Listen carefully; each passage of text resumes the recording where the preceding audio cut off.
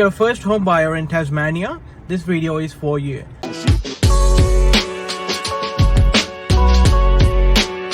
I've had a look at State Revenue Office website of Tasmania, and this is what it says. First home owner grant is available for applicants who are purchasing or building a new home. So what this says for me is you're not eligible if you're purchasing an existing home.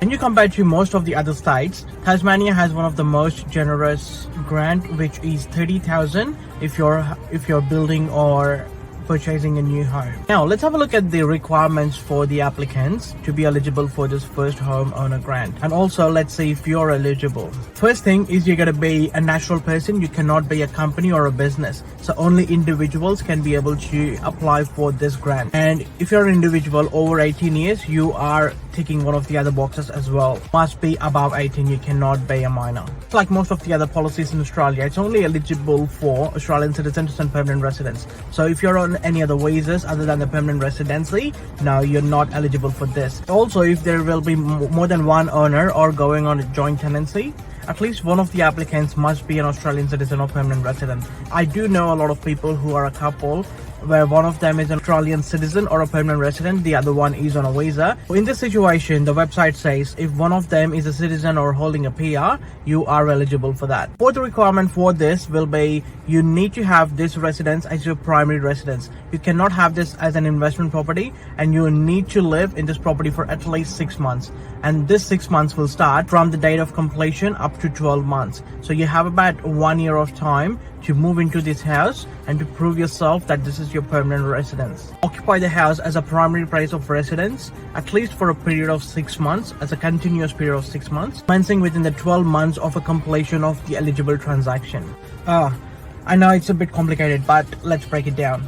So all the government needs to know that it's your primary place of residence, which means it's your home. You're staying there and you carry out most of your daily activities over there outside from work. So you sleep there every night. So basically all this regular stuff. And you have to do it at least for 6 months from the date of transaction. So once you finish off all the transactions on your property, if you're building a new house, which means the builder has handed it over to you, you have to move into that home within 1 year of the time. Website clearly specifies that it's 12 months from the completion of the transaction. So if you tick all these boxes, you will be eligible for the first home owner grant. So this is not for someone who's straight away purchasing an investment property. So this is for someone who's buying a house to live in. There are 3 rules that are specifically outlined by the government, where it says if you tick one of these boxes, you're not eligible for this grant. First one is if you own a residential property before 1st of July 2000, which is 22 years ago. So if you're 22 years or less, you probably don't have to worry about it because you haven't even born at that time. But yeah, if you've owned a property before 2000, that was your residential property. And even if you've sold it now, you're not eligible for this. Second point, and this is interesting, if you've owned a residential property after July 2000 and you've stayed in that house for more than 6 months, yeah, you're not eligible for that. That clearly means you've owned a house already and it's not your first home you're owning right now, which you're currently buying. So if you've already owned a house, then you're basically not eligible for that. So do check that out in your previous transactions if you've done any. A lot of people might try to get into this first home buyer scheme even if you've owned a property previously but you don't own currently. But yeah, this is not for you, so don't even waste your time and try and apply for this, because it's just a time waste. And the government, before giving you a grant, it will check your previous transactions because they've got a record of all these. So yeah, don't waste your time. There are a few other things which you might be eligible for, so don't waste your time applying for this first home owner grant if you've owned a property already and lived in that for at least 6 months. Third one, and this is really simple to understand, you don't even need me to explain you. If you already got a first home owner grant previously, you can't get one now.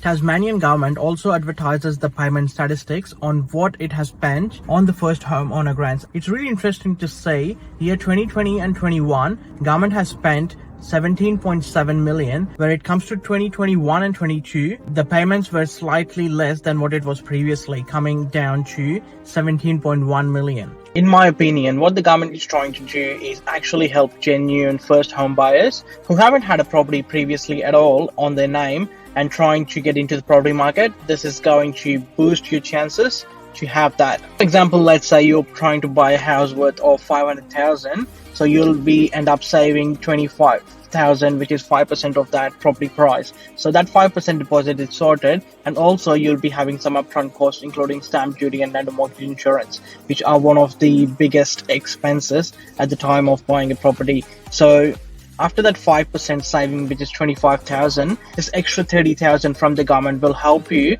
boost your situation up a little bit, where you don't have to worry too much about your upfront costs and start entering into that mortgage agreement with the bank. In my opinion, it's a great tool for most of the Tasmanians who's trying to enter into the property market. And instead of waiting to save up that extra 30,000 in your bank account, what government is doing is boosting your ability to get into your homes a lot more quicker, because you all know how long it's going to take to save up that extra 30 grand in your bank accounts. So you do your math, what your saving habits looks like from the previous 6 months, and then figure out how long it's going to take you to save that extra 30 grand up. I hope you've liked this video and got some value out of it.